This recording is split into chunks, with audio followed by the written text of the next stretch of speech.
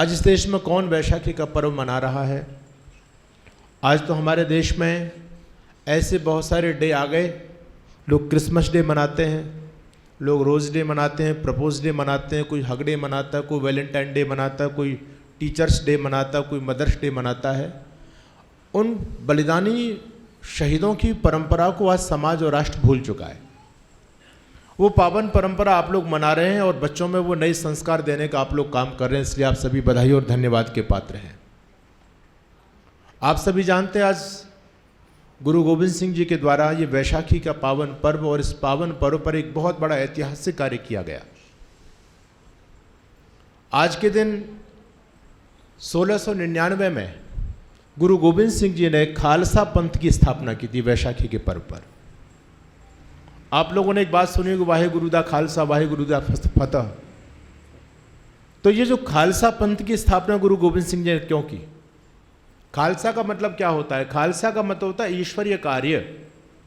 ईश्वरीय कार्य के लिए गुरु गोविंद सिंह जी ने एक नया संगठन को जन्म दिया और उस संगठन की कमान 5 धर्म के 5 प्यारों को सौंपी गई। वो बहुत अच्छा इतिहास है, शायद आप लोग उस इतिहास से रूबरू ना होंगे। अभी गुरु गोविंद सिंह ने पूरा जीवन, उनका पूरा परिवार, अभी हमारे आदरणीय रामनिवास जी आपके बीच में छोटी सी झलकी उनके परिवार की आपके बीच में दे रहे। गुरु गोविंद सिंह का पूरा परिवार इस राष्ट्र और समाज के लिए काम आ गया। मुझे दुख होता है जब 25 दिसंबर के दिन हमारा पूरा देश क्रिसमस डे की खुशी में झूमता है, लेकिन वो बलिदानी सप्ताह, दिसंबर का अंतिम सप्ताह इस देश के लिए बड़ा गौरवशाली सप्ताह है। उस सप्ताह के अंदर एक से एक बढ़कर के बलिदानी लोगों ने धर्म और संस्कृति की रक्षा के लिए अपना बलिदान दिया है।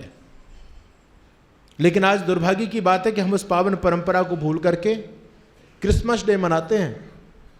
क्रिसमस डे मनाना हम लोगों को याद रह गया, लेकिन उस 25 दिसंबर के दिन एक महान सम्राट जो सनातन धर्म की रक्षा के लिए उन मुगलों से लोहा लेते लेते जो शहादत को प्राप्त हुआ, उस महाराजा सूरजमल का बलिदान दिवस हमको याद नहीं है। स्वामी श्रद्धानंद जी का बलिदान दिवस हमको याद नहीं है। कुछ आर्य समाज से जुड़े हुए लोग हैं, कुछ संघ से जुड़े हुए लोग हैं, वो लोग तो स्वामी श्रद्धानंद जी का बलिदान दिवस मनाते हैं, जानते हैं वो लोग, लेकिन देश का नौजवान पूरी तरह से भूल गया। और क्रिसमस डे सबको पता होती है। क्रिसमस डे आता है तो मुझे बड़ी हैरानी होती है कि सारे के सारे लोग जोकर बन करके घूमते हैं। शर्म नहीं आती ऐसे भी लोग जिन लोगों के कंधे पर इस धर्म की नैया है, जिन लोगों के कंधे पर इस धर्म का दायित्व है, संस्कृति का बोझ जिन लोगों के कंधे पर है, जिनको आप धर्म गुरु कहते हैं, वो भी उसी लिबास में रंग जाते हैं, लाल लाल टोपी, सफ़ेद सफ़ेद टोपी पहन करके जोकर बन करके घूमते हैं समाज में। हम क्या संदेश समाज को देना चाहते हैं? यानी जो लोग संस्कृति के रक्षक हैं वही हमारी संस्कृति को विध्वंस करने में लगे हुए हैं। दूसरी तरफ आप विधर्मी लोगों को देखो, क्रिश्चियन लोगों को देखो, जिनकी परंपरा आज हम लोग सभी मना रहे हैं, जिनकी परंपरा में हम लोग सभी ढलते चले जा रहे हैं, वो लोग कभी भी अपनी संस्कृति के साथ कंप्रोमाइज नहीं करते। आपके पर्वों को कोई नहीं मनाता, वो सारे के सारे अपने पर्वों को मनाते हैं। मैंने देखा भी 25 दिसंबर के दिन मेरा भुवनेश्वर में कार्यक्रम था, उड़ीसा की राजधानी भुवनेश्वर, आप सभी जानते होंगे। और दूसरे दिन मुझे मध्य प्रदेश आना था, मेरी रात को फ्लाइट थी लगभग 9 बजे। एक संत मेरे साथ में और थे। जब हम फ्लाइट के अंदर गए तो आप सभी जानते हैं एयर होस्टेज होते हैं, वहाँ पर स्वागत करते हैं वो। तो उस दिन क्रिसमस डे था, 25 दिसंबर था। पूरा एयरपोर्ट को आप जाकर के देखें, पूरी फ्लाइट को देखें, और हर बच्चे, छोटे छोटे बच्चों के सिर पर भी वो लाल लाल टोपी रखी हुई है। जब फ्लाइट पर हम पहुँचे तो वहाँ एयर होस्टेज ने कहा हैप्पी क्रिसमस डे। हमने उनसे कहा कि हमारा हैप्पी क्रिसमस डे से क्या मतलब? अरे हम तो सनातनी लोग हैं, हम क्रिसमस को मानते ही नहीं। ईसा मसीह का उस दिन जन्म हुआ था। आप लोग मानते हैं हैप्पी क्रिसमस मतलब सेंटा क्लॉज यानी ईसा मसीह, और हम क्यों मनाते हैं उसको? कि उस दिन ईसा मसीह का जन्म हुआ था 25 दिसंबर को। और नया साल जो 1 जनवरी को आप लोग मनाते हैं, मुसलमान और क्रिश्चियन लोगों में एक परंपरा है, जन्म के 7 दिन बाद बच्चे की सुन्नत की जाती है, खतना किया जाता है। वो उनका नया साल उन्होंने घोषित कर दिया।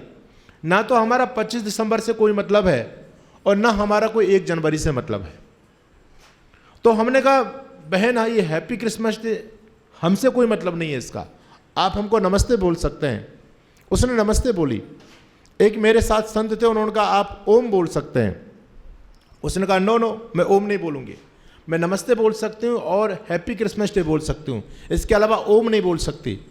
स्वामी जी ने मेरे से कहा कि स्वामी जी देखो क्या बात है, कमाल की बात है, ये लड़की ओम नहीं बोलना चाहती, ऐसा क्या बात क्या है? मैंने कहा ये क्रिश्चियन है, ये हिंदू नहीं है। मैंने उसका नाम पूछा तो उसने जैसे अपना नाम लिया तो मैं समझ गया ये क्रिश्चियन है। मुझे हैरानी तो उस बात की हुई, उस लड़की ने ओम नहीं बोला, ये कोई बहुत बड़ी बात नहीं है। हैरानी की बात यह कि क्रिश्चियन लड़की ओम नहीं बोल सकती। और हमने फ्लाइट के अंदर जाकर के देखा, लगभग 350 यात्री आपस में हैप्पी क्रिसमस डे की बधाइयाँ दे रहे हैं। यानी वो अपने सनातन, अपने संस्कृति के प्रति इतने कट्टर हैं, इतने समर्पित हैं कि वो बिल्कुल भी ओम का नाम भी अपनी वाणी से नहीं लेना चाहते। और हम ऐसे बेवकूफ़ हैं कि हम उनकी संस्कृति के सारे पर्वों को मनाते हैं। चिंतन करने की बात है। गुरु गोविंद सिंह ने जब देखा कि हमारा धर्म रसातल की तरफ जा रहा है, आज तो राजनीतिकरण के कारण वो भाई हमसे अलग हो गए, अलग से एक पंथ बन गया। नहीं, गुरु गोविंद सिंह कहते थे जो तुम शिष्य हमारे आरज और देवो शीश धर्म के कारज।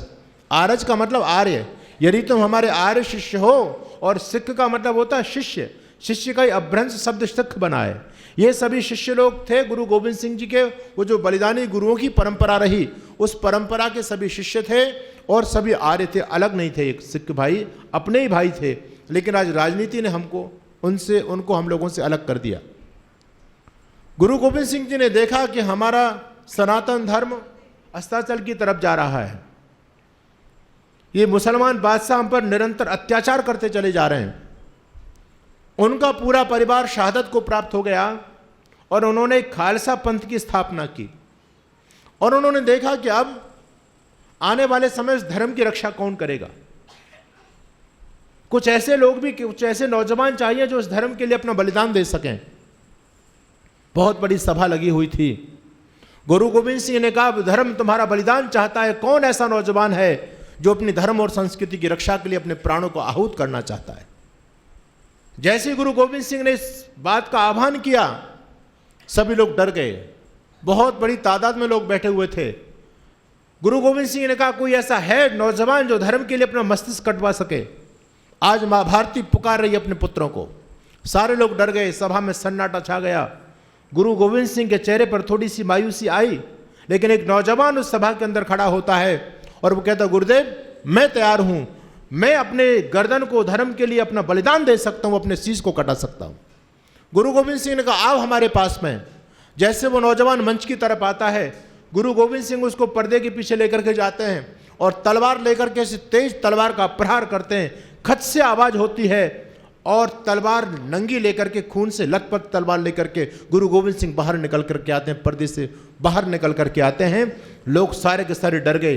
गुरु गोविंद सिंह का अब की बार कौन आएगा, कौन नौजवान आएगा जो अपने धर्म और संस्कृति के लिए बलिदान देना चाहता है। लोग समझ गए कि गुरु जी को क्या हो गया। अरे व्यर्थ में नौजवानों को, अरे जिन नौजवानों को इन मुगलों से लड़कर के अपना बलिदान देना था, गुरु जी स्वयं बलिदान ले रहे हैं, उनका तलवार से उनकी गर्दन काट रहे हैं। सामने मौत खड़ी है, गुरु गोविंद सिंह की नंगी तलवार, खून से लथपथ तलवार लेकर के गुरु गोविंद सिंह खड़े हुए हैं। आह्वान करते हैं मां भारती के सपूतों को, आओ कौन धर्म के लिए अपना बलिदान देना चाहता है। एक बार फिर सभा के अंदर सन्नाटा छा गया। एक नौजवान फिर खड़ा होता है, गुरुदेव मैं आता हूं। गुरु गोविंद सिंह मंच पर उसको बुलाते हैं, पीछे पर्दे के लिए पीछे लेकर के उसको जाते हैं और फिर तलवार का प्रहार करते हैं। खच से आवाज होती है और फिर खून से लथपथ तलवार को लेकर के गुरु गोविंद सिंह फिर बाहर आ जाते हैं। अब की बार फिर गुरु गोविंद सिंह ने आह्वान किया, अब कौन नौजवान आएगा। सारे के सारे लोग डर गए, पता नहीं गुरु जी को आज हो क्या गया, अपने हाथों से अपने पुत्रों की हत्या कर रहे हैं। सभा में सन्नाटा छा गया। तीसरी बार फिर एक नौजवान खड़ा होता है, उसको भी गुरु जी लेकर के जाते हैं। पर्दे के पीछे जाकर के फिर खच से आवाज होती है और फिर नंगी तलवार लेकर के फिर आ जाते हैं, फिर आह्वान करते हैं, अब की बार कोई है मां भारती का सपूत जो धर्म के लिए अपना बलिदान देना चाहता है। चौथी बार फिर एक नौजवान खड़ा होता है, फिर गुरुजी ने उसके साथ यही किया और पांचवी बार फिर गुरुजी ने आह्वान किया। पांचवी बार में फिर भी एक नौजवान खड़ा होता है, कहते हैं गुरुजी मैं भी धर्म के लिए बलिदान देना चाहता हूं। वो भी नौजवान आया, उसके साथ भी गुरुजी ने वही सलूक किया। आखिर जब गुरुदेव ने 5 लोगों को पर्दे के पीछे ले जा करके और नंगी खून से लथपथ तलवार को लेकर के जब लोगों के सामने आए, छठवीं बार में सभा में सन्नाटा छा गया। कोई भी खड़ा नहीं होता है। गुरु गोविंद सिंह आह्वान करते हैं, क्या ये भारत माता बांझ हो गई? अब इस भारत माता में ऐसे नौजवान नहीं है जो धर्म के लिए अपने शीश को कटा सकें। लेकिन पूरी सभा में सन्नाटा छाया हुआ है। कोई खड़ा नहीं होता है। गुरु गोविंद सिंह ने पर्दा हटवा दिया और वो पांचों की पांचों नौजवान पीछे खड़े हुए थे। गुरु गोविंद सिंह ने कहा, मैं तो तुम्हारी परीक्षा लेना चाहता था, तुम में कितना पानी है। ये मेरे 5 पुत्र हैं, ये धर्म के 5 प्यारे हैं। आज से यही मेरी सत्ता को, यही धर्म की स्थापना के लिए धरती पर काम करेंगे। आज से मैं इनको दीक्षा देता हूं। खालसा पंथ का उदय हुआ। गुरु गोविंद सिंह ने उनको मंत्र दीक्षा दी। उन्होंने गुरु गोविंद सिंह को अपना शिष्य स्वीकार किया और गुरु गोविंद सिंह ने विधिवत उनको अपने शिष्य मान करके और समाज में उनका तिलक किया कि आज से मेरे ये घोषित शिष्य हो गए। बाकी तुम लोग ठीक है, मैं तुम पर विश्वास नहीं कर सकता कि जब कभी धर्म के लिए गर्दन कटाने की बारी आ गई तो मुझको तुम पर विश्वास नहीं है। ये हमारे 5 प्यारे हैं धर्म के लिए जो अपनी गर्दन कटवाने से पीछे नहीं हटे। ऐसा था गुरु गोविंद सिंह का जीवन, जिन्होंने वैशाखी पर्व के दिन ईश्वरीय कार्य के लिए खालसा पंथ की, खालसा का मतलब होता है ईश्वरीय कार्य, और खालसा पंथ की स्थापना इस धरती पर सनातन धर्म की रक्षा के लिए उन्होंने की थी। आज मैं आपसे निवेदन करना चाहता हूं, जो बलिदानी परंपरा रही है, लोगों ने कितना बलिदान देकर के आपकी सनातन संस्कृति की रक्षा की। आप सोचिएगा, ये जो सनातन परंपरा आप तक ऐसे नहीं पहुंच गई। कितने लोगों ने बलिदान दिया। कभी अपने अतीत के पन्नों को पलट करके देखो, आपके रोंगटे खड़े हो जाएंगे, धमनियों में खून उबाल लेने लगेगा। अरे कितना ज्यादा संकट झेल करके लोगों ने इस परंपरा को बचाया है। ये मत समझना कि इस देश की रक्षा का दायित्व उन लोगों का था। गुरु गोविंद सिंह का एक समय था, मां भारती जब गुलामी की बेड़ियों में जकड़ी हुई थी, जब उस मां भारती ने पुकारा तो अनेक नौजवान गुरु गोविंद सिंह हुए, वो अपने समय में हुए, भगत सिंह, राजगुरु, चंद्रशेखर आजाद, उधम सिंह, कितने सारे नौजवानों ने आकर के अपना बलिदान देकर के पावन परंपरा की रक्षा की, अपनी संस्कृति की रक्षा की। महानुभावों, समय आज भी वही है। उस समय एक बलिदान की आवश्यकता थी, वो लोग समय पर अपना बलिदान दे गए। आज भी सनातन धर्म के लिए अपने योगदान की आवश्यकता है। मैं आपको ये नहीं कहता कि आप सीमा पर जाकर के बंदूक लेकर के लड़ें। मैं आपसे ये नहीं कहता कि आप भी गुरु गोविंद सिंह के 5 प्यारों की तरह, उनके सुपुत्रों की तरह धर्म के लिए अपनी गर्दन कटा दें। लेकिन मैं ये जरूर कहना चाहता हूं कि जिस पावन परंपरा की रक्षा गुरु गोविंद सिंह और पूरी बलिदानी परंपरा ने की, आज उस परंपरा पर फिर विपत्ति के बादल मंडरा रहे हैं। वो परंपरा फिर लुप्त होने के कगार पर पहुंच रही है। इसलिए हमको अपना योगदान धर्म और संस्कृति की रक्षा के लिए अवश्य देना पड़ेगा। तभी हम अपने बलिदानियों का बलिदान दिवस और उनकी स्मृतियां जो हम सुनते हैं, अभी आप लोग उनके बहुत अच्छा, हमारे पंडित जी से उनके जीवन को लेकर के बहुत अच्छी क्रांतिकारी चर्चा सुन रहे थे। इन चर्चाओं का औचित्य तभी है जब हम अपने धर्म और संस्कृति के लिए क्या कर सकते हैं। सोचिए, केवल यहाँ अतीत सुन करके केवल यहाँ से चले जाएं, उससे बात बनने वाली नहीं है। आज इस धर्म सनातन पर सबसे बड़ा संकट मंडरा रहा है, इसमें कोई शक वाली बात नहीं है। बहुत से लोग इस बात को हम पर कहते हैं, बार बार कहते हैं कि अब तो सनातनी लोगों की सरकार है, अब किस बात का खतरा है। लेकिन ये खतरा आज से नहीं है, ये खतरा तो सदियों से हमारे ऊपर चल रहा है। आपको याद होना चाहिए, कभी आप सत्यार्थ प्रकाश को पढ़ना, ऋषि दयानंद जी ने थोड़ा सा अतीत की झलकी वहां पर दिखाई है कि हम लोग कौन थे। ऋषि दयानंद जी ने कहा कि पूरे यूरोप के अंदर हम लोग रहा करते थे, पूरे एशिया के अंदर हम लोग रहा करते थे। आप लोगों को पता होना चाहिए, महाभारत के समय में जब हमारे देश के राजा युधिष्ठिर जी ने राजसूय यज्ञ किया तो अमेरिका के राजा बब्रुवाहन उस यज्ञ में पहुंचे थे। उस समय भी अमेरिका जैसा देश था और हमारे देश का राजा चक्रवर्ती सम्राट हुआ करता था। चीन जो दुनिया का सबसे धूर्ततम देश माना जाता है, बदमाश देश है, उस चीन के राजा का नाम था भगदत्त, वो भी आपके देश में आता है। यूरोप का राजा बिडालाक्ष, वो भी आपके देश में आता है। और ईरान जो आज इस्लाम का हब बना हुआ है, जिसका प्राचीन नाम है आर्यान, जिसको आप ईरान बोलते हैं, इसका प्राचीन नाम आर्यान है। और इसके राजा होते थे शल्य। महाभारत में आप लोगों ने नाम उनका पढ़ा होगा। महाराजा शल्य इस ईरान के राजा हुआ करते थे। अफगानिस्तान, गांधारी का नाम आप लोगों ने सबने सुना है। मामा शकुनी का नाम आप सभी ने सुना है। ये गांधारी का नाम आज भी अफगानिस्तान की राजधानी का नाम कांधार है और कांधार का प्राचीन नाम गांधार है। वो गांधारी इसलिए कही जाती थी क्योंकि वो गांधार प्रदेश की राजकन्या होती थी, इसलिए उसको गांधारी कहते थे। अफगानिस्तान भी हमारा था, ईरान भी हमारा था। अरे धरती पर मुझे बताओ ऐसा कौन सा देश नहीं था जहां पर तुम्हारी सनातन संस्कृति को मानने वाले हमारे पूर्वज लोग नहीं रहते। बेल्जियम के इतिहासकार ने कहा लगभग 700 सालों में धरती से 10 करोड़ हिंदुओं का नरसंहार हुआ है। जब उस व्यक्ति ने इस रहस्योद्घाटन इस बात का किया तो लोगों की आंखें फटी रह गईं। लोगों ने कहा आप इस बात को कैसे कह सकते हैं कि धरती पर 10 करोड़ हिंदुओं का नरसंहार हुआ। वो इतिहासकार कहता मुझे बताओ, आज मुसलमान लोगों के धरती पर 58 देश हैं। ये देश कहाँ से आ गए? अरे ऊपर से तो टपके नहीं है, ये देश तो भूखंड तो पहले से ही थे। पहले इन देश में कौन लोग रहा करते थे मुझे बताइए? Iran, Afghanistan, Nepal, Bhutan, Tibet, Sri Lanka, Myanmar, Bangladesh, Cambodia, Philippines, Malaysia, Indonesia, Thailand, Vietnam, ये कभी आपके देश के हिस्से हुआ करते थे। यहाँ पर सभी हमारी सनातन संस्कृति को मानने वाले लोग रहा करते थे। लेकिन हम पूरी दुनिया से समाप्त हो गए, पूरे यूरोप से समाप्त हो गए, पूरे एशिया से समाप्त हो गए। अब हमारा थोड़ा सा वजूद यदि बचा है तो भारत देश में बचा है। मैं आपको आज याद दिलाना चाहता हूँ, वैशाखी के पर्व पर इस धर्म सनातन की रक्षा के लिए कितने लोगों ने अपना बलिदान दिया है, तब जाकर के परंपरा सुरक्षित हुई है। इस देश की रक्षा करने का दायित्व तो केवल सीमा पर खड़े नौजवानों का ही नहीं है। अरे क्या ये देश उन्हीं का है जो युद्धों में मर जाते हैं? क्या ये देश उन्हीं का है जो युद्धों में मर जाते हैं, अपना लहू बहाकर टीका सरहद पर कर जाते हैं? ऐसा युद्ध वतन की खातिर सबको लड़ना पड़ता है और संकट की घड़ियों में सबको सैनिक बनना पड़ता है। जो भी कौम वतन की खातिर मिटने को तैयार नहीं, उसकी संतति को आज़ादी जीने का अधिकार नहीं। किसके कितने लाल सनोने सीमा पर छिन जाते हैं, गुरु गोविंद जी के बेटे दीवारों में छिन जाते हैं। अभी आप सुन रहे थे, जब जब हम पर संकट आए इस पगड़ी ने बलिदान दिया, गुरुओं ने मस्तक चढ़ा दी, अपने प्राणों का दान किया, कुछ को आरे से चिरवाया। याद है आप लोगों को उनका नाम? कौन थे वो? जिनको उन दरिंदे लोगों ने बीच में से आरा चला करके और ऐसे 2 पार्टों में काट दिया था, वो भाई मतीदास। कुछ को आरे से चिरवाया, कुछ थे रुई से जलवाए, कुछ सूली ऊपर टांग दिए, कुछ दीवारों में चिनवाए। वो गर्म तवे पर चढ़े किंतु तुमने सत्य पंथ से डिगे नहीं, और पुर्जा पुर्जा कट गए मगर मुगलों के आगे झुके नहीं। अपने धर्म की रक्षा के लिए, अपनी संस्कृति की रक्षा के लिए आप इस देश के अतीत के पन्नों को पलट करके देखो। और मैं तो आपसे निवेदन करूंगा, गर्मियों की छुट्टी होती है, आप सभी संपन्न लोग हैं, आप लोग पिकनिक मनाने के लिए अपने बच्चों को लेकर के जाते हैं। लेकिन कहाँ जाते हैं छुट्टी मनाने के लिए? आप कुल्लू मनाली जाएंगे, आप गोवा पर जाएंगे, या आप ताजमहल दिखाने के लिए लेकर के जाओगे अपने बच्चों को। लेकिन अब समय करवट ले रहा है। मैं आपसे आह्वान करना चाहता हूं, आपको यदि अपने बच्चों को घुमाने का जीवन में कभी सौभाग्य मिले, कुल्लू मनाली ले जाने की आवश्यकता नहीं है। कभी अपने बच्चों को हल्दी घाटी लेकर के जाना, वो वीर प्रसूतिनी मिट्टी अपने बच्चों को दिखाना।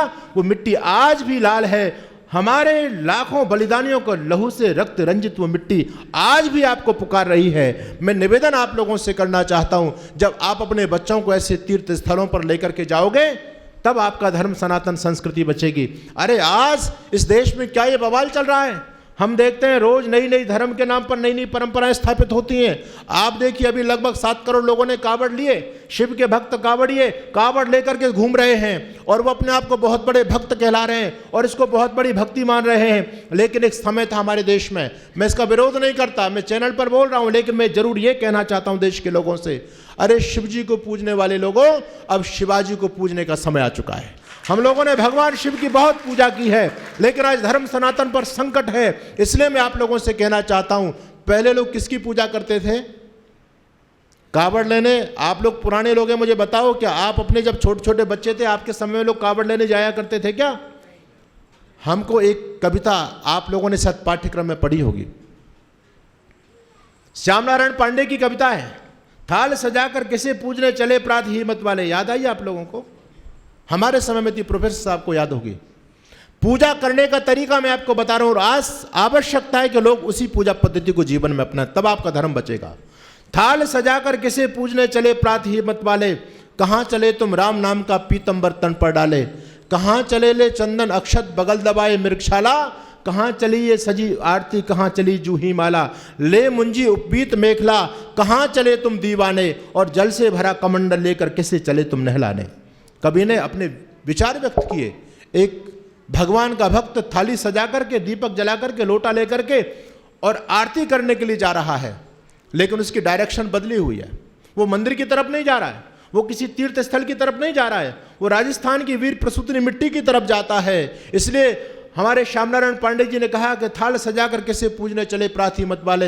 अरे इधर प्रयाग न गंगा सागर, इधर न रामेश्वर काशी, यहाँ कहाँ है तीर्थ तुम्हारा, कहाँ चले तुम सन्यासी। पूछते हैं कहाँ जा रहे हो, लेकिन उस पथिक ने क्या गजब का उत्तर दिया है। कहता है मुझे ना जाना गंगा सागर, मुझे ना रामेश्वर काशी, तीर्थराज चित्तौड़ देखने को मेरी आंखें प्यासी। सुंदरियों ने जहां देश हित, सुंदरियों ने जहां देश हित जौहर व्रत करना सीखा। स्वतंत्रता के लिए जहां पर बच्चों ने मरना सीखा, जहां आन पर माँ बहनों ने जला जला पावन होली, और वीर मंडली गर्व स्वर से जय जय जय माँ की जय जय बोली। वहीं जा रहा पूजा करने लेने सतियों की पदधूल, और वहीं हमारा दीप जलेगा, वहीं चढ़ेगा माला फूल। ये हमारे देश में जब वीरों की पूजा हुआ करती थी तो मेरे देश के अंदर वीर पैदा हुआ करते थे। मैं आपसे यही निवेदन करना चाहता हूं, आपको कभी अवसर मिले अपने बच्चों को घुमाने के लिए तो ऐसे स्थलों पर लेकर के जाओ। आपको याद होना चाहिए अमेरिका के राष्ट्रपति होते थे अब्राहम लिंकन। अब्राहम लिंकन का भारत में आने का दौरा बना, कार्यक्रम बना। उन्होंने अपनी माँ से पूछा कि माँ मैं भारत भूमि में भ्रमण के लिए जा रहा हूँ, आप वहाँ से आपके लिए क्या चीज़ लेकर के आऊँ, आपके लिए क्या तोहफा आप चाहती हैं। अब्राहम लिंकन की माँ कहती है बेटा ये तेरा सौभाग्य, तू भारत भूमि में जा रहा है। मैं तुझसे कोई खेल खिलौने की चीज़ नहीं मंगाना चाहती, मैं तुझसे कुछ खाने पीने की चीज़ नहीं मंगाना चाहती। अगर तू मेरे लिए वहाँ से कुछ लेकर के आ सकता है तो थोड़ी सी हल्दी घाटी की मिट्टी मेरे लिए जरूर लेकर के आना। आखिर अब्राहम लिंकन ने अपनी माँ से पूछा कि माँ आखिर उस मिट्टी में ऐसी कौन सी करामात है जो उस हल्दी घाटी की मिट्टी मंगाना चाहती है। अब्राहम लिंकन की माँ कहती है बेटा तुझे नहीं पता, तुझे नहीं पता उस मिट्टी में क्या विशेषता है। उसकी माँ कहती है अरे पागल, उस मिट्टी में उन बलिदानियों के लहू की महक है, उस मिट्टी में उन बलिदानियों के लहू की महक है जिनके सिर कटने पर भी धड़ लड़ा करते थे। अतीत को पन्ने को पलट करके देखो कितने वीर पुरुष इस धरती पर पैदा हुए, सर कटने के बावजूद भी दोनों हाथों में तलवार लेकर के और विधर्मियों से लड़ते रहते थे। और ऐसे चंडाल जैसे माँ काली का अवतार हो जाता है, कवियों ने चित्रण किया है, दोनों हाथों में तलवार लेकर के लोग कहते थे, हिंदू लोग अवतारों की बात करते हैं लेकिन हमने अवतार नहीं देखे, लेकिन साक्षात हमने चंडी का अवतार हमने इस रणभूमि के अंदर देखा है, दोनों हाथों में तलवार लेकर के, और जब विधर्मियों को काटा करते थे। अब्राहम लिंकन की माँ कहती है अरे पागल, उस मिट्टी में उन बलिदानियों के लहू की महक है जिनके सर कटने पर भी धड़ लड़ा करते थे, और वैसे वीर पुरुष थे जो तलवार लेकर के तोपों से भिड़ा करते थे। उस मिट्टी में जाकर के देखो, अपने बच्चों को दिखाओ ये कितनी क्या गजब की मिट्टी है, जिस मिट्टी की रक्षा के लिए राणा प्रताप ने आधे भारत की हुकूमत को ठोकर मार दी थी। अकबर ने केवल यही तो कहा था, राणा प्रताप एक बार तुम आकर के मेरे सिर पर, मेरे दरबार में आकर के अपना सिर झुका दो, मैं आधा भारत का सम्राट तुमको घोषित कर दूंगा। लेकिन राणा प्रताप ने अपने स्वाभिमान को नहीं गिरने दिया, सनातन संस्कृति की गौरवशाली परंपरा को नहीं झुकने दिया, और राणा प्रताप ने कहा कि नहीं, मैं कभी भी अपने धर्म और संस्कृति की गर्दन विधर्मियों के सामने झुकने नहीं दूंगा। कभी आपको अवसर मिले अपने बच्चों को सरहिंद की दीवार, वो मोटी मोटी दीवार दिखाना जहां पर गुरु गोविंद सिंह के छोटे छोटे बच्चों को दीवार में चिनवा दिया गया। आप कल्पना कीजिए, आपने अतीत पढ़ा होगा, उनका इतिहास पढ़ा होगा, एक बच्चा केवल 7 साल का है और एक बच्चा 9 साल का है। 7 साल और 9 साल की कोई ज़्यादा उम्र नहीं होती, लेकिन जब उस जल्लाद वजीर खान ने दोनों बच्चों को बंधक बना लिया, दोनों बड़े बच्चे गुरु गोविंद सिंह, अजीत सिंह और जुझार सिंह चमकौर के किले में शहादत को प्राप्त हो गए। अब छोटे छोटे बच्चों दोनों को बंधक बना लिया गया। उस वजीर खान ने, आप कभी सरहिंद के किले में जाइए पंजाब के अंदर, वहां पर एक ठंडा बुर्ज है, आज भी वो ठंडा कमरा बोला जाता है। दिसंबर की वो भयंकर शीत की रात्रि, जहां भयंकर सर्दी होती है और शीतलहर चलती है, उन छोटे छोटे बच्चों को नंगे बदन करके इन जल्लाद लोगों ने और उस कमरे के अंदर बंद कर दिया। पहले तो उनसे कहा कि तुम अपने धर्म को छोड़ोगे, मुसलमान बन जाओ, नहीं तो तुमको यातनाएं देंगे। उन बच्चों ने कहा नहीं, बिल्कुल तुम चाहो जितनी यातना हमको दे लो, लेकिन हम कभी अपना धर्म परिवर्तन नहीं करेंगे। आखिर उन दोनों बच्चों को नंगे बदन करके उस कमरे के अंदर, कोई बोरियां नहीं, दरी नहीं बिछी हुई थी, कच्चा कमरा, और उन दोनों बच्चों को नंगे बदन करके जल्लाद लोगों ने दिसंबर की भयंकर ठंडी रात्रि में कमरे के अंदर बंद कर दिया। सुबह ताला खोला गया। वजीर खान ने पूछा क्या विचार है जोरावर, धर्म परिवर्तन करोगे, मुसलमान बनोगे या मार दिया जाए तुमको। जोरावर कहता है तुझको और भी कुछ यातना देनी हो तो दे सकता है वजीर खान, लेकिन हम गुरुपुत्र हैं, हम कभी भी अपने धर्म के साथ समझौता नहीं करते। अरे बिष्टा तो कुत्ते खाते हैं, सिंह कभी नहीं खाएंगे, और हमें बालक सिंह कभी इस्लाम नहीं अपनाएंगे। हम शेरों की संतान हैं, हम गुरु गोविंद सिंह के बच्चे हैं। हमने धर्म की घुट्टी बचपन से पी है, अपने लोरियों में पी है। हम अपने धर्म सनातन को नहीं छोड़ सकते। आखिर उस जल्लाद ने कहा कि तुम ऐसे मानने वाले नहीं हो। उसने आदेश जारी किया, इन दोनों काफिरों के बच्चों को जीवित दीवार के अंदर चुनवा दिया जाए। मिस्त्रियों को बुलाया गया, गारा बनाया गया, ईंटें मंगाई गई और दोनों भाइयों को खड़ा कर दिया गया। दीवार चिंती चली आ रही है, दीवार चिंती चली आ गई, दीवार यहां तक पहुंची। वजीर खान ने मिस्त्रियों को रोका और कहा कि शायद अब मौत इनके सामने खड़ी है, अब मौत को देख करके घबरा जाएंगे, समझौता कर लेंगे, धर्म को छोड़ करके मुसलमान बन जाएंगे। आखिर उन्होंने मिस्त्री को रुकवाया और कहा, जोरावर क्या बात है, बोलो, दीवार को आगे बढ़वाया जाए या धर्म स्वीकार करते हो, इस्लाम को स्वीकार करते हो? जब ये बात, अब आप देखिएगा, छोटे छोटे मासूम बच्चे हैं, मौत बिल्कुल सामने है और उनको एक प्रलोभन दिया जा रहा है कि यदि तुम आज अपने धर्म परिवर्तन कर लोगे तो तुमको जीवन की रक्षा तुम्हारी हो सकती है, तुम्हारा राज्य भी हम तुमको वापस कर देंगे। लेकिन वो छोटे छोटे बच्चे कहते हैं, जोरावर जोर से बोला, फतेह सिंह जोर से बोला, रखो ईंटें भरो गारे, चुनो दीवार हत्यारे। तू बार बार हमको धमकी देता, दीवार को आगे बढ़ाऊंगा, दीवार को आगे बढ़ाऊंगा। अरे तुझको रोका किसने है? जल्दी से इस दीवार को क्यों नहीं चुनवा देता? हम जल्दी से जल्दी अपने धर्म पर बलिदान होना चाहते हैं। जोरावर जोर से बोला, फतेह सिंह जोर से बोला, रखो ईंटें भरो गारे, चुनो दीवार हत्यारे। निकलती श्वास बोलेगी, यही दीवार बोलेगी, हमारे देश की जय हो, हमारे धर्म की जय। जब हम इस धर्म के लिए इस दीवारों के अंदर चिन जाएंगे, हमारी मृत्यु हो जाएगी और इन दीवारों के झरोकों से कोई आवाज निकलेगी तो वंदे मातरम, भारत माता की जय जयकार के नारे सुनाई देंगे। आखिर वो दोनों मासूम बच्चे धर्म के लिए बलिदान हो गए। उस जल्लाद ने जीवित बच्चों को चिनवा दिया दीवार के अंदर। मेरी माताओं बहनों, आगे जब वो बच्चे उस दीवार के अंदर चिनवा दिए गए, काफी देर के बाद भी उस दीवार को तोड़ा गया। उन बच्चों का मृत शरीर उस दीवार से बाहर निकाला गया। दोनों बच्चों के शव पड़े हुए हैं सामने।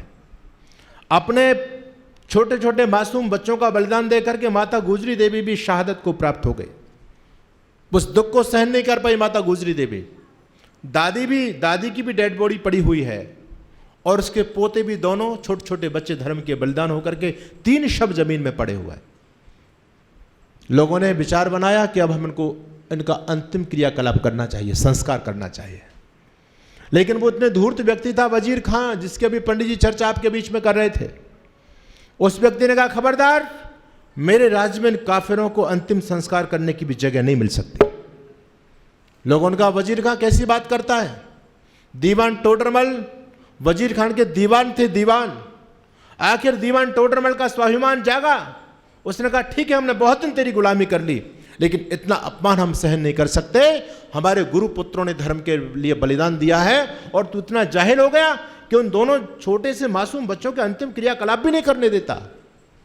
वजीर खान कहता है, दीवान टोडरमल, यदि तेरे मन में ज्यादा सहानुभूति पैदा है तो भाई मैं हिंदू रीति रिवाज से तो उनका अंतिम क्रियाकलाप नहीं होने दूंगा।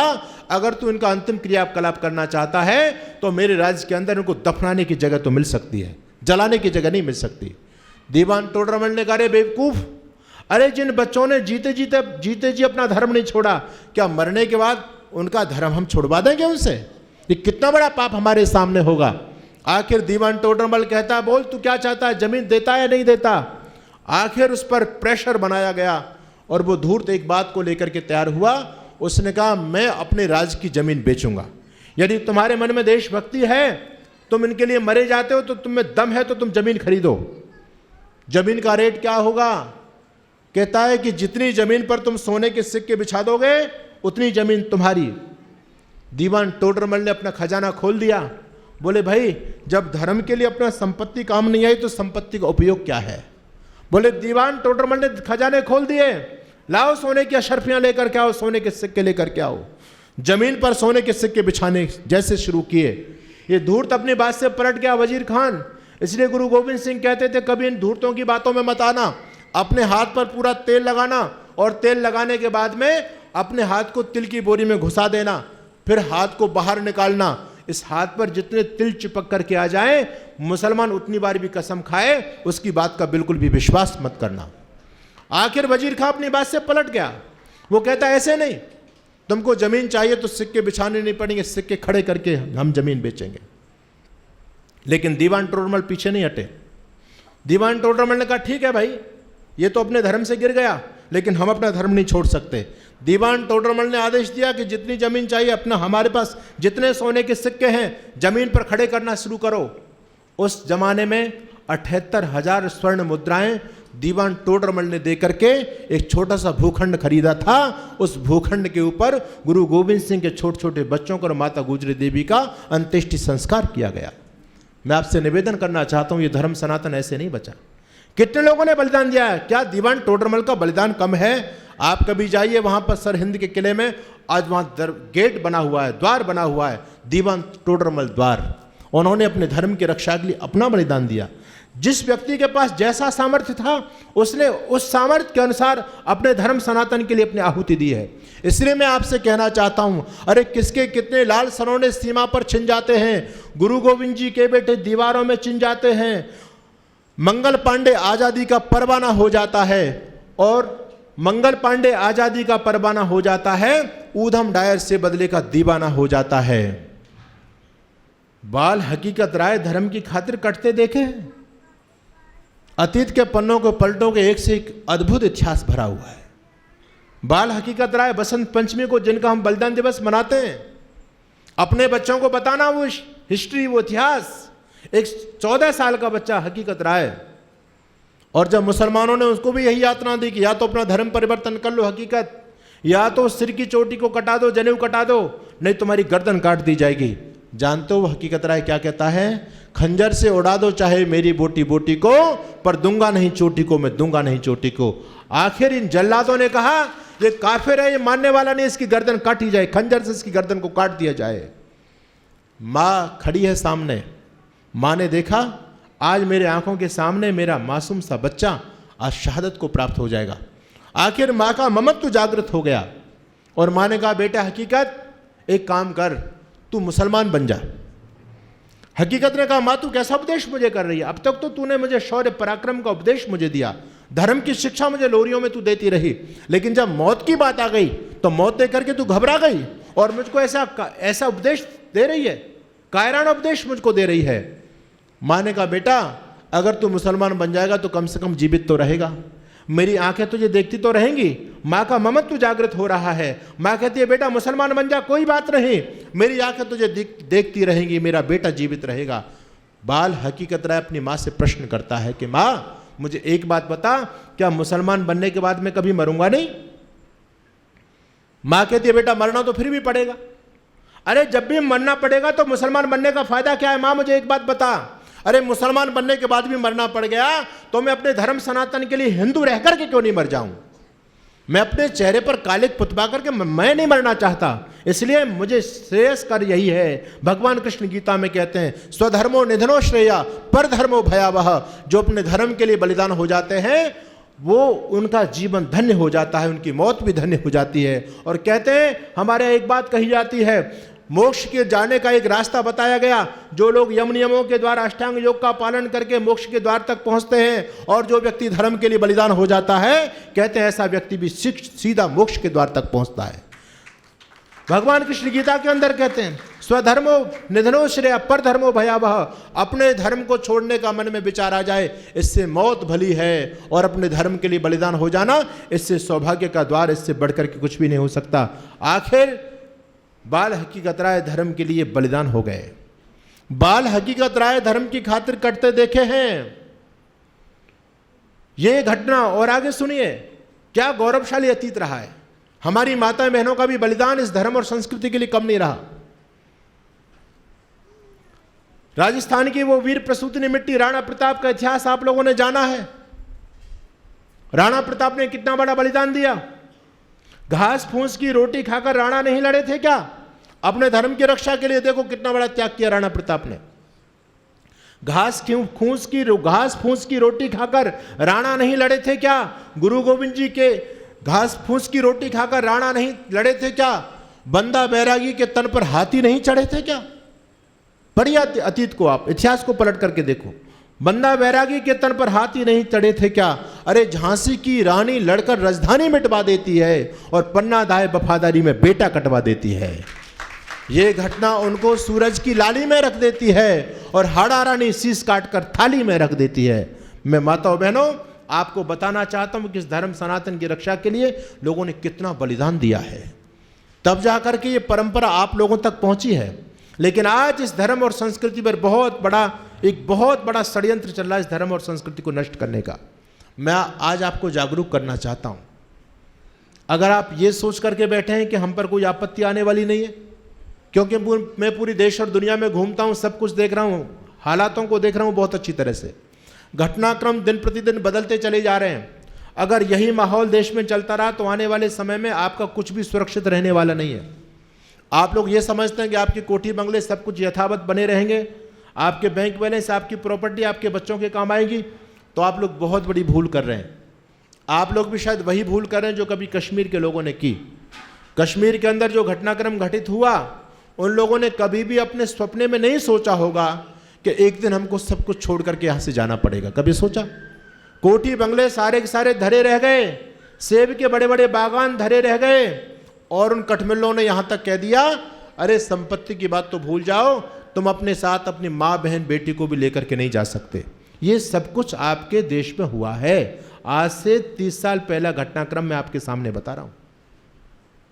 मेवात में चले जाओ, पश्चिमी उत्तर प्रदेश में चले जाओ, घरों पर लिखा हुआ है ये मकान बिकाऊ है, लेकिन कोई मकान खरीदने वाला नहीं है, कोई खरीदने के लिए तैयार नहीं। आपकी प्रॉपर्टी वहां पर कहते हैं हम क्यों खरीदें, हमको तो फोकट में मिलने वाली है। आज आपको जागरूक होना पड़ेगा। जो देश में घटनाक्रम घटित हो रहा है, मेवात के अंदर आपके हरियाणा से और राजस्थान से कुछ क्षेत्र लगता है, वहां पर की स्थिति यह होगी 203 गांव वैसे जहां हिंदू समाप्त हो चुका है। बंगाल के हालात देखो, बिहार के हालात देखो, दिल्ली की स्थिति आप देख रहे हैं, अच्छी तरह देख रहे हैं। और आपके हरियाणा की स्थिति तो और भयानक हो रही है। आपके हरियाणा के अंदर ऐसे बहुत सारे गांव बन चुके हैं जिन गांवों में आज एक भी हिंदू नहीं बचा, मंदिर सारे समाप्त हो गए, पूरे की पूरे गांव ने क्रिश्चियनिटी को स्वीकार कर लिया है। कैथल जिले के अंदर बहुत सारे ऐसे गांव हैं, कैथल जिले के अंदर, जहां पर गांवों में मंदिरों पर ताले लग चुके हैं। अब वहां सारे के सारे लोग गिरजाघरों में जा रहे हैं। रामकृष्ण के भक्तों ने सनातन धर्म को छोड़ दिया। मैं आपसे निवेदन करना चाहता हूं, हालात बहुत खराब हैं देश के। चारों तरफ से सनातन संस्कृति को नष्ट करने का भयंकर षड्यंत्र चल रहा है। चारों तरफ से जाल बिछा दिया गया है। चार प्रबल शत्रु आपको नष्ट करने के लिए काम कर रहे हैं धरती पर। पहला शत्रु है इस्लाम, और इन्होंने धरती पर बड़े बड़े सेंटर आपके देश में स्थापित किए हुए हैं। लगभग 4 लाख मदरसे इस देश में चल रहे हैं, उनके 4 लाख मदरसे, जहां से उनके धर्म प्रचारक तैयार होते हैं। लगभग 2 लाख जमातें इस देश में काम कर रही हैं। जमात का मतलब आप समझते हो?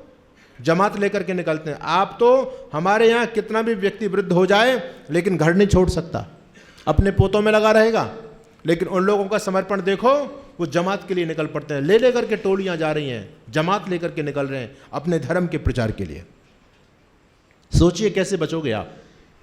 एक मदरसा, एशिया का सबसे बड़ा मदरसा उत्तर प्रदेश में चल रहा है, एशिया का सबसे बड़ा, और 16,500 मदरसे उत्तर प्रदेश में चलते हैं। 16,500। और ये तो वो मदरसे हैं जो मान्यता प्राप्त हैं। अवैधानिक मदरसे तो पता नहीं कितने सारे चल रहे हैं। एक स्टेट के अंदर 16,500 मदरसे चल रहे हैं। और एशिया का सबसे बड़ा मदरसा उत्तर प्रदेश में सहारनपुर जिले के देवबंद कस्बे में चल रहा है उनका। दूसरी तरफ ईसाई लोगों को आप देखो, लाखों चर्च उनके बन रहे हैं, लाखों। और एशिया का सबसे बड़ा चर्च जालंधर पंजाब के अंदर बन रहा है, जो गुरुओं की भूमि कभी रही। जिन लोगों ने, जिस गुरु परंपरा ने सनातन धर्म के लिए अपना सर्वस्व न्योछावर कर दिया, आज उन गुरुओं की भूमि पंजाब के अंदर सबसे बड़ा ईसाइयों का हब बन चुकी है, वो पंजाब की भूमि। आप सोचिए क्या भयंकर षड्यंत्र चल रहा है इस देश के अंदर। आज से 20-25 बाद का भारत क्या होने वाला है, कभी कल्पना कीजिए। एक तरफ हमारे देश में सरतन से जुदा, सरतन से जुदा के नारे लग रहे हैं। इस देश को अनेक प्रकार, अनेक भागों में बांटने की भयंकर योजनाएं चल रही हैं। एक उसका उदाहरण आप पंजाब को देख सकते हो वर्तमान समय में। अकेला पंजाब, खालिस्तान की जो वहां पर बात उठ रही है, अकेले पंजाब में नहीं है। इस देश को अनेक भागों में बांटने की योजना पंजाब से शुरुआत की जा रही है, जहां तक भी आ रही है। वो तो पूरे ये रोग तो फैलता चला जा रहा है। हालात पूरे देश में खराब हैं। मैं आपसे निवेदन ये करना चाहता हूं, राष्ट्रद्रोही शक्तियां निरंतर अग्रसर हैं अपने काम के लिए। और आपके करनाल जिले के अंदर भी वहां के सांसद आकर के और पता नहीं भगत सिंह को कोई आतंकवादी कह करके जाता है, कुछ वंदे मातरम पर प्रश्न चिन्ह खड़ा कर देता है। ये सब कुछ आपके देश में आपकी आंखों के सामने चल रहा है। आज वहां पंजाब के अंदर यदि कोई खालिस्तानियों का विरोध कर देता, सरेआम गोली मार दी जाती है उसमें। और यदि थोड़ा सा सरकारों का दबाव भी उस केजरीवाल सरकार पर पड़े तो केवल नाम मात्र के लिए उसको अरेस्ट किया जाता है। और दुर्भाग्य की बात तो यह है, जब उन गुंडों को पुलिस पकड़ करके लेके जाती है, उन आतंकवादियों को, तो लोग उन पर फूल वर्षा करते हैं। खालिस्तान जिंदाबाद के नारे सरेआम लग रहे हैं इस देश के अंदर। इस देश को, चीन की वेबसाइट को आप देखेंगे तो 28 टुकड़ों में देश को बांटने का उनका प्रोग्राम चल रहा है। एक तरफ सर तन से जुदा के नारे लग रहे हैं, एक तरफ पूरी तरह गजबाए हिंद की तैयारियां चल रही हैं उन लोगों की पूरी तरह से। ईसाई मिशनरियों ने पूरा आकर के पूरे भारत में अपने डेरे जमा दिए हैं पूरी तरह से। अनेक प्रकार के स्कूल खोल करके, चंगाई सभा करके, हमारे भोले भाले भाइयों को बहका करके, उनको ऐसा प्रलोभन दे करके। अभी मैं सिक्किम की तरफ चला गया, मुझे पता चला पूर्वोत्तर राज्यों में एक परिवार को 11 लाख रुपए दिए जा रहे हैं और पूरा की पूरा परिवार कन्वर्ट हो रहा है 11 लाख में। ऐसा क्यों हो रहा है? कभी चिंतन कीजिए, आप सोचिएगा। एक समय वो भी था जब गुरु गोविंद सिंह के छोटे छोटे बच्चों ने, बाल हकीकत राय ने धर्म के लिए अपनी गर्दन कटा दी, लेकिन कभी भी विधर्मियों से समझौता नहीं किया। और आजकल के हमारे बच्चे, आजकल के बच्चे एक बोरी चावल में धर्म परिवर्तन कर रहे हैं। और यहां तक स्थिति गिर चुकी है, आजकल के नौजवान हमसे कहते हैं, स्वामी जी क्यों परेशान होते हो? अरे मुसलमानों का भी शासन देश में आ गया, ईसाई लोगों का शासन आ गया, वो भी हमको एक ऑप्शन तो देंगे ही। वो भी कहेंगे या तो मुसलमान बनकर के जियो, नहीं तो तुम्हारी गर्दन काट दी जाएगी। हम ऐसे बेवकूफ़ नहीं है जो अपनी गर्दन फ्री फंड में कटाएं। हम तो मुसलमान बन जाएंगे, आराम से जिएंगे, हम क्रिश्चियन बनकर के जीवन जी लेंगे। इतनी मानसिकता, विकृत मानसिकता लोगों के जीवन में आ चुकी है। ये सब क्यों हुआ? इसका एक ही मतलब है कि हम लोगों ने अपने बच्चों को वो संस्कृति की शिक्षा देनी बंद कर दी। अपने बच्चों को जड़ों से हमने हटा दिया। आजकल के आप अपने बच्चों को देखो, मैं कहना चाहता हूं कि आपके बच्चों को गीता के 4 श्लोक याद हैं? नहीं होंगे, हमको बिल्कुल भी याद। क्या हमको 10 क्रांतिकारियों के नाम याद हैं? बिल्कुल भी नहीं होंगे। आप सोचिए, आप बचेंगे कैसे? दूसरी तरफ उन लोगों को देखो, उनका समर्पण देखो अपने धर्म के लिए, अपनी संस्कृति के प्रति। मैं आप लोगों से निवेदन करना चाहता हूं, जितने भी लोग यहां पर आए हैं, हम लोग स्वयं कार्यक्रमों में आते हैं, अपने बच्चों को कभी लेकर के नहीं आते। दूसरी तरफ उन लोगों को देखो आप। एक मेरे मित्र हैं प्रोफेसर साहब, वो मेरे से कह रहे थे, स्वामी जी मैं आपको क्या बताऊं, मेरे जीवन में ऐसी घटना घटित हुई। एक मुसलमान महिला मेरे पास में आई, कहती है, शास्त्री जी मैं अपने बच्चों को ट्यूशन आपसे पढ़वाना चाहती हूं, संस्कृत। शास्त्री जी का ठीक है, पढ़ा देंगे। बोले समय क्या है? बोले 4 से 5 बजे तक का 1 घंटा मेरे पास समय है बस, और तो समय मेरा सारा भरा हुआ है। वो कहती है फीस कितनी लेंगे? शास्त्री जी ने अपनी फीस बताई। उस महिला ने कहा ठीक है शास्त्री जी, ये समय मेरे बच्चों के लिए आप निर्धारित कीजिए, आपको पूरा पैसा देंगे हम। एडवांस पैसा दे करके गई। उसके बच्चों ने आना शुरू कर दिया, लेकिन किसी दिन बच्चे समय पर आते हैं, किसी दिन 15 मिनट लेट, किसी दिन 20 मिनट लेट आते हैं। शास्त्री जी ने 8-10 दिन तक ये सारा सिलसिला देखा और उसके बाद शास्त्री जी ने उस मुस्लिम महिला के पास में फ़ोन किया और कहा, बहन जी आपको पता है आपके बच्चे लेट आते हैं? कहती है हाँ शास्त्री जी पता है। शास्त्री जी कहते हैं कमाल की बात है, आपको पता है फिर भी आप समय पर बच्चे नहीं भेजते। वो मुसलमान महिला कहती है कि शास्त्री जी मेरे सामने समस्या ये थी कि आपके पास दूसरा कोई समय नहीं था, लेकिन मेरे बच्चे थोड़े लेट हो जाएंगे और आगे भी लेट ही आया करेंगे, किस दिन समय पर भी आ सकते हैं, लेट भी आ सकते हैं। आप चिंता ना कीजिए, पैसा आपको पूरा देंगे हम, फीस आपकी पूरी मिलेगी, चाहे मेरे बच्चे 10 मिनट के लिए आप 10 मिनट पढ़ाइए उनको। शास्त्री जी ने कहा जरा मुझे ये तो बताओ कि ऐसा कौन सा अर्जेंट काम आता है आपके बच्चों पर कि आप फीस भी पूरी देने के लिए तैयार हैं और बच्चों को समय पर भेज नहीं सकती। वो मुसलमान महिला कहती है शास्त्री जी मैं क्या करूं, मेरे बच्चे 3 से लेकर के 4 बजे तक मदरसे जाते हैं, वहाँ मुल्ला जी उनको तालीम की शिक्षा देते हैं, वो शिक्षा हमारे लिए बहुत ज़्यादा ज़रूरी है। अब हमारे मुल्ला जी कभी तो क्लास समय पर छोड़ देते हैं, कभी 10 मिनट लेट करते हैं, कभी 25 मिनट लेट कर देते हैं। मेरे बच्चे वहाँ से सीधे क्लास छूटते ही आपके पास सीधे आते हैं। अब हम मुल्ला जी को नहीं रोक सकते शास्त्री जी, वो शिक्षा हमारे लिए जरूरी है। इसलिए जितनी देर के लिए मेरे बच्चे आपके पास में आए, आप उतनी देर मेरे बच्चों को ट्यूशन दीजिए, आपको फीस पूरी मिलेगी। आप उनका समर्पण देखिए। क्या हम अपने बच्चों के अंदर ये भाव भर रहे हैं? हमारा जब कार्यक्रम होता है हम खुद हाथ हिलाते चले जाते हैं। हम समझते हैं बच्चों का तो उसमें काम ही क्या है। अरे ये भगत सिंह ऐसे नहीं बने। उनके जीवनी को पढ़ करके देखो कि वो जो उनकी बलिदानी परंपरा 3 पीढ़ियों से वो देश के लिए शहादत को प्राप्त हो रहे हैं। 3 पीढ़ियों से देशभक्ति के काम में लगे हुए हैं। भगत सिंह का पूरा दादाजी, चाचा जी, पिताजी और खुद भगत सिंह, तब जाकर के भगत सिंह बनते हैं। गुरु गोविंद सिंह के बच्चे ऐसे इतने धर्म के लिए मर नहीं मिटे। इतने बड़ा उन्होंने जो धर्म के लिए त्याग किया, उसका कारण बचपन से उनको जड़ों से जोड़ा गया। बचपन से धर्म की घुट्टी उनको पिलाई गई। हकीकत रहा, किसी को भी आप देख लो, ऐसे बात बनने वाले नहीं है। महानुभावों, अगर आप अपने धर्म सनातन संस्कृति को बचाना चाहते हैं, मैं आपसे यही निवेदन करूंगा कि आज काम करने की आवश्यकता अपने बच्चों पर। वो कट्टरता आप अपने बच्चों के अंदर भरिए। आने वाले समय में यदि आपने अपने बच्चों को आर्य समाज से नहीं जोड़ा, मैं खुले मन से इस बात को कहता हूं, आने वाला समय और भयानक होने वाला है। 2 प्रकार का युद्ध चल रहा है धरती पर, एक तो शस्त्रों का युद्ध और एक शास्त्रों का युद्ध है।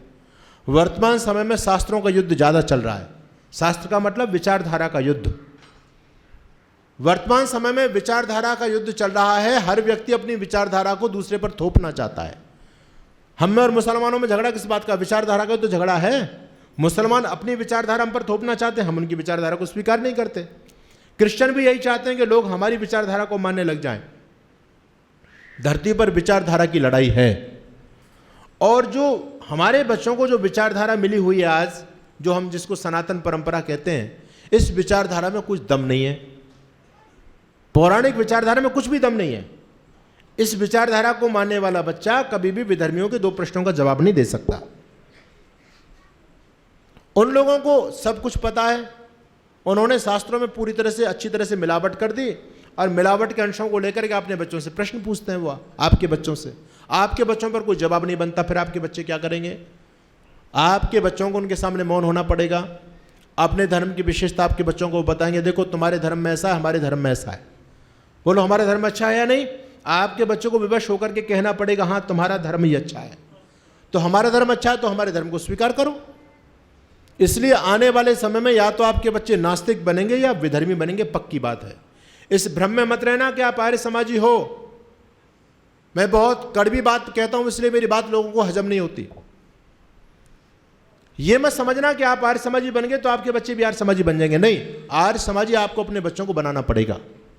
अगर आप अपने बच्चों को ये संस्कार नहीं दे रहे, शिक्षा नहीं दे रहे हैं, तो आपका बच्चा कोई धनधन सतगुरु में जाएगा, कोई राधा स्वामी में जाएगा, कोई रामपाल में जाएगा, कोई ब्रह्मा कुमारी में जाएगा। आर्य समाजी बनने वाला नहीं। आर्य समाजी तो आपको बनाना पड़ेगा। केवल नाम लिखने से आर्य समाजी नहीं होता। दुर्भाग्य की बात है ये, केवल हम नाम के आर्य समाजी बने। हमने अपने बच्चों को उस रास्ते पर क्यों नहीं चलाया? चलाने पड़ेंगे आपको बच्चे। इसलिए मैं आपसे निवेदन करना चाहता हूं, आप अपने बच्चों को बड़ा बनाना चाहते हो या बढ़िया बनाना चाहते हो? बोलो क्या बनाना चाहते हो? है जी, झूठ बोलते हैं आप लोग। यदि आप अपने बच्चों को बढ़िया बनाना चाहते हो तो अपने बच्चों को यहाँ जरूर लेकर के आते हैं। बच्चे बढ़िया कहाँ बनेंगे? मोबाइल चलाने से बढ़िया बनेंगे क्या? टीवी देखने से बढ़िया बनेंगे क्या? मोबाइल पर गेम खेलने से बढ़िया बनेंगे क्या? अरे बच्चे बढ़िया बनेंगे सत्संग में लाने से। आप अपने बच्चों को धर्म से जोड़ेंगे तो बच्चे बढ़िया बनेंगे।